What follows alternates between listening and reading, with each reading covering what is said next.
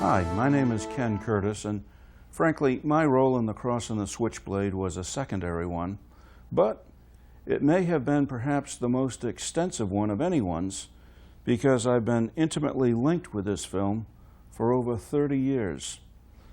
It began with the very conceptualization of the film itself, through its financing, its production, and its whole lifetime of distribution right up to the preparation of this DVD version. I served as the organizer of the financing to put together the company and its financial base to begin this project. Then I was associate producer of the film, and then through circumstances that were not anticipated, I became responsible for overseeing the distribution of the film since 1971 up to the present day. So let me just give you a few of the fascinating details from my experience of this film.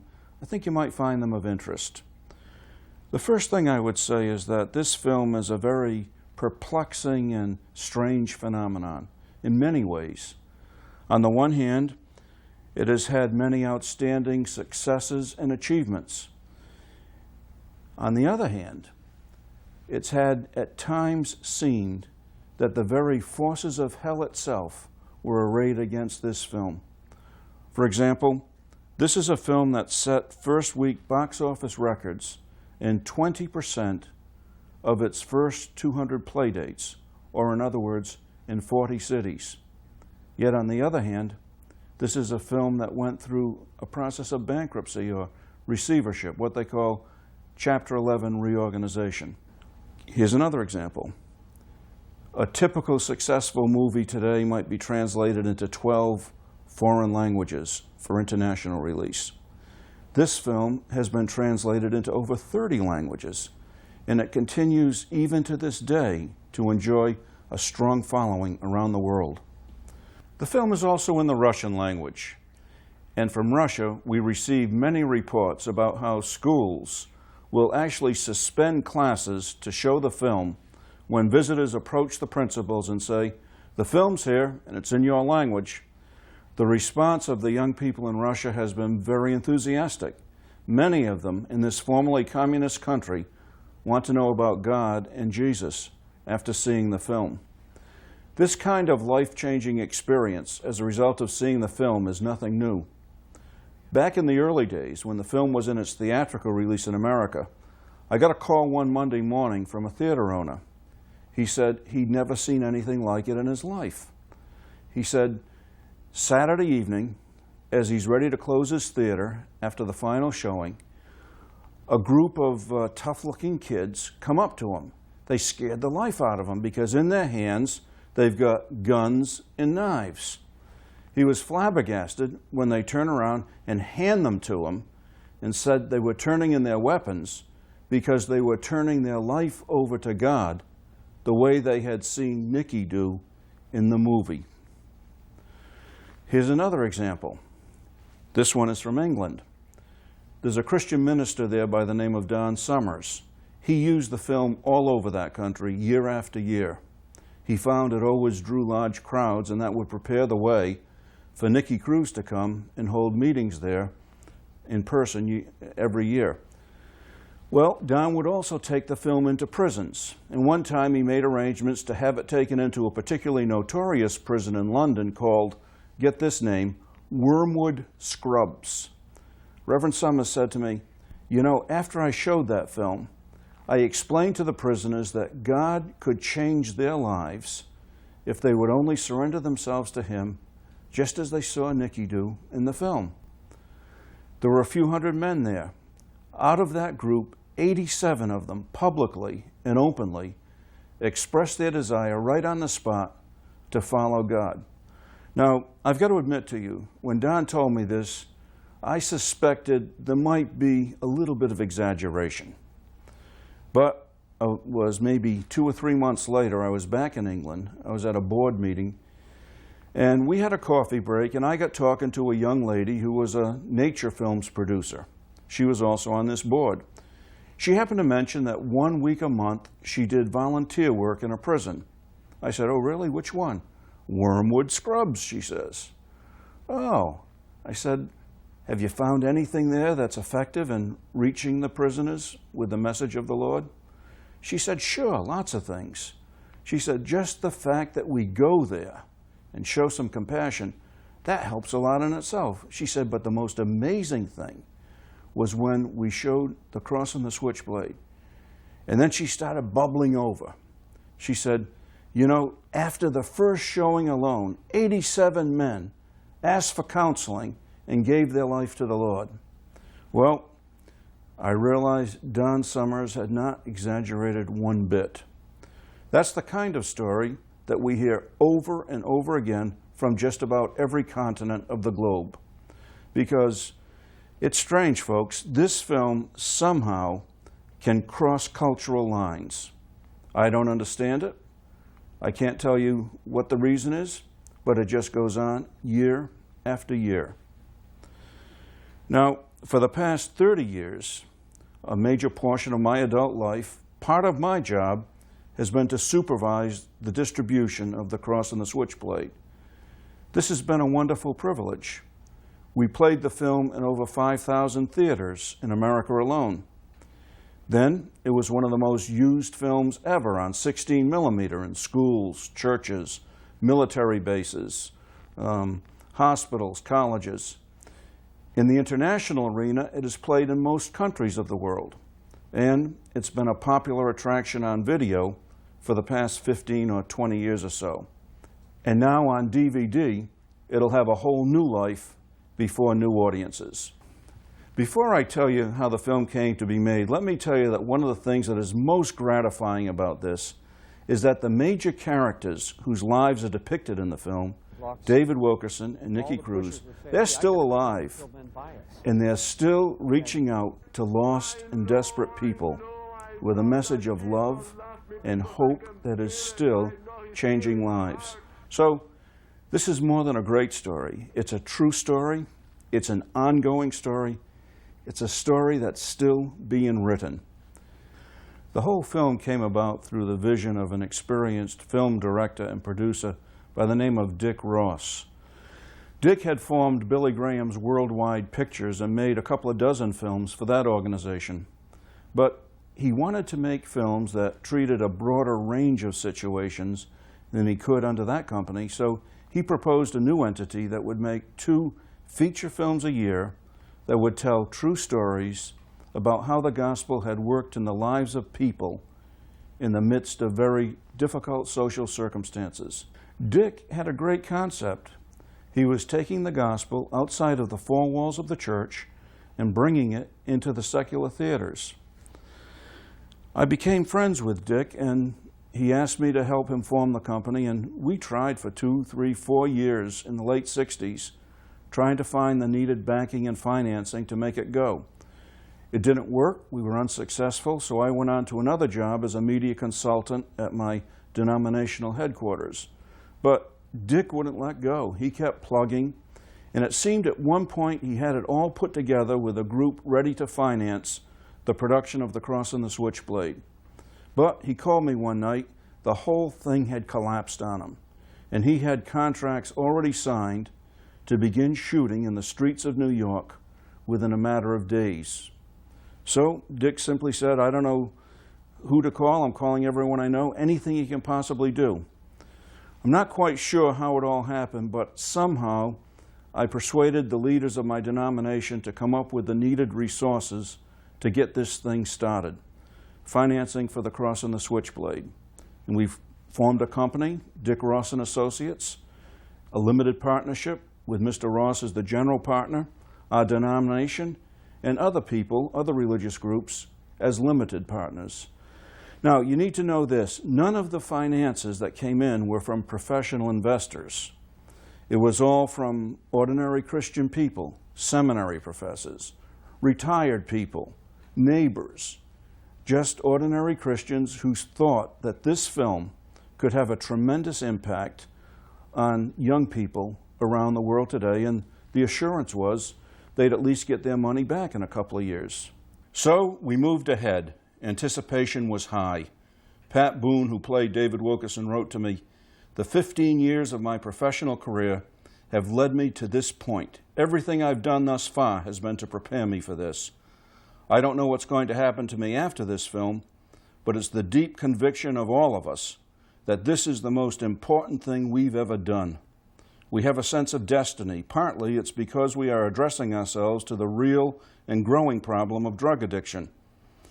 But there's more. This film is about changed lives. It's about people who are made new, literally rescued from addiction. It's about miracles, the kind you read about in the Bible, relating people directly to God and turning them around. It's not a Sunday school lesson. It's a real experience about real people, wrote Pat Boone. And Don Murray, who wrote the screenplay and also directed the film, said, "The main thing about The Cross and the Switchblade is that it's good drama, but it's also sociologically important. I think a film that attacks social tensions of the day and sheds some kind of constructive light on these tensions is a very valuable social document, and I think that's what this film is going to be." So, The Cross and the Switchblade went into production. The film was made. It started off really strong. It set many records in its first playdates in the theaters. But I have to tell you, the expenses were high too. And we soon learned very well that one little motion picture company with one film didn't have much leverage in the mean world of motion picture distribution. Now, it's too complicated for me to try to explain, but in essence, the company got in way over its head financially. We didn't know how to bail it out. Over and over again, there would be hope just around the corner. It seems as though there would be someone that would be ready to help us and give us the needed financing, and then for some reason at the last minute, it would all collapse. Happened time after time. One that was particularly poignant was this. It was August of 1971. Our Vice President of Finance came back to the office. He was ecstatic. He was just thrilled. He had met with Spiros Skouras, president of 20th Century Fox. Mr. Skouras loved our company. He loved the film. And he said that it was very important to him to see a film made on the life of the Apostle Paul. Maybe our company should be the one to do it. So he said, "I'll come in and help. I'll guarantee $1 million to get you over this financial crisis." The papers were to be signed the end of the following week. 2 days before the papers were to be signed, Mr. Skouras died. So, for a variety of reasons, the company ran out of time and out of money. Mr. Ross made a trip to our denominational headquarters to bring the sad news. On October 18th, 1971, Mr. Ross signed this paper transferring all his control and assets over to the limited partners. He said, "See if you can do anything to save this project." They were willing to try. They gave it everything they could. They scrambled, but they soon realized it was beyond their means to rescue the situation as it existed at that point.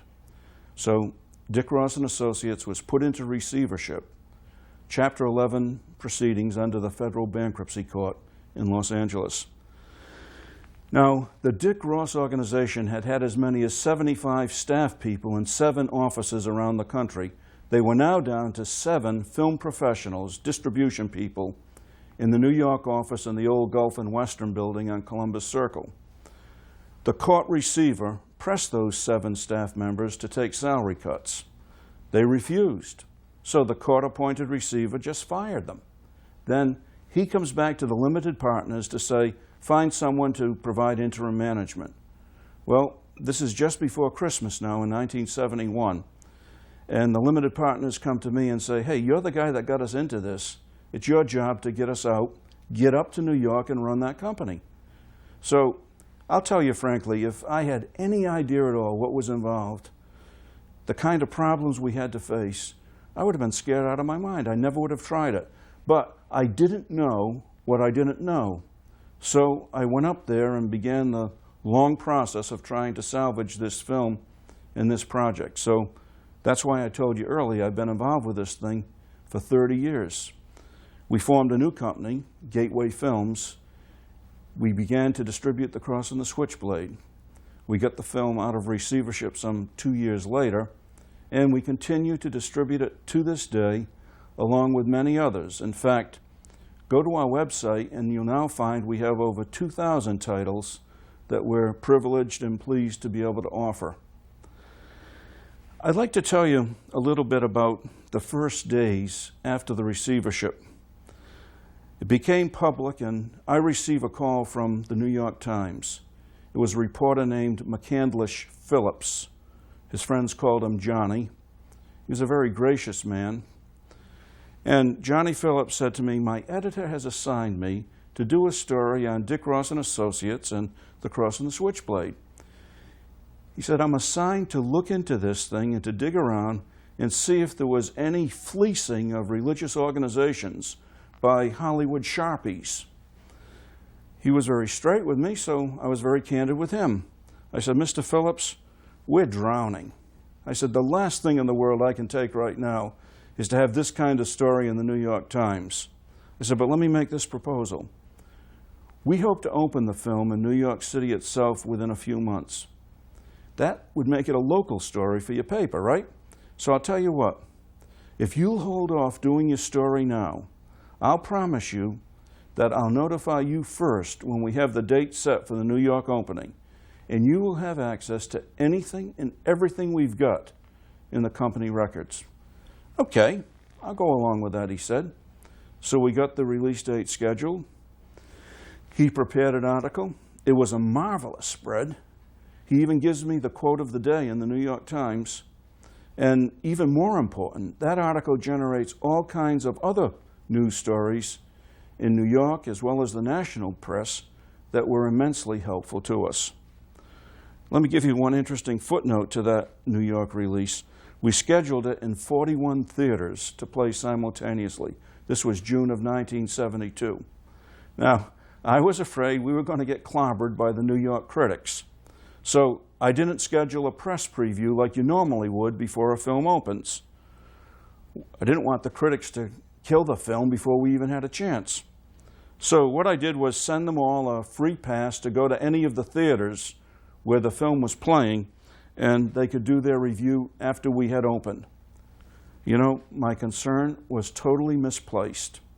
On the whole, the reviews from the New York press were some of the best we had in all of the country. I don't know what makes a great film. I do know that in making this film, we had many, many arguments on how things should be treated. This was a low-budget venture, folks. I assure you of that.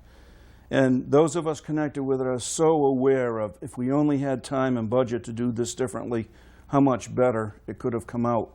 But strangely, somehow, something goes through the experience of seeing this film that is more than we could have anticipated or even can understand. As I've said, it goes across language barriers, it goes across cultural barriers, national barriers. It is just astounding how year after year this film plays so well in so many different parts of the world. So we're very grateful for it. We're very thankful that this vehicle has been the means of many people finding God, finding that Jesus Christ is real today, that he can come in and give a person who has no hope, who is desperate, but they can find forgiveness and they can find a new life, just as Nicky Cruz did. And Nicky's story is one that I understand Billy Graham actually said once was the greatest conversion since the Apostle Paul. Whether or not that's true, we do know that it's true that, as depicted on film, somehow or other his story reaches the hearts of young people around the world today. So, as we put it out on DVD, we hope you enjoy it, and hope maybe for some of you this will be the means for you finding the hope and blessed peace that the gospel offers.